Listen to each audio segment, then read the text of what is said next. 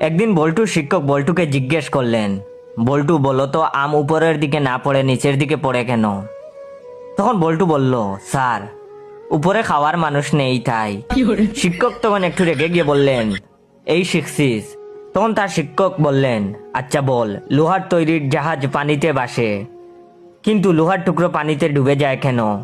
তখন বল্টু বলল, লোহার তৈরি জাহাজ ভেসে থাকে কারণ এর চালক আছে, কিন্তু লোহার টুকরার চালক নেই তাই এটা ডুবে যায়। তখন তার শিক্ষক বললেন, তোর মাথায় ডাস্টার মারবো হারামি। তার শিক্ষক বললেন, আচ্ছা এবার বাংলা দ্বিতীয় পত্র বের কর, ক্রিকেট রচনাটা লেখ, সময় মাত্র 30 মিনিট। কিছুক্ষণ পর বল্টু খাতা জমা দিল। স্যার তো অবাক, এত তাড়াতাড়ি রচনা লেখা হয়ে গেল। শিক্ষক তখন কৌতূহল সহকারে পড়ল বল্টু কি লিখেছে। বল্টু লিখেছে, খেলা শুরু এবং আকাশে মেঘলা মেঘলা ভাব, ডট ডট ডট, বৃষ্টির কারণে ম্যাচ পরিত্যক্ত। এটা শুনে শিক্ষক তো বেহুশ।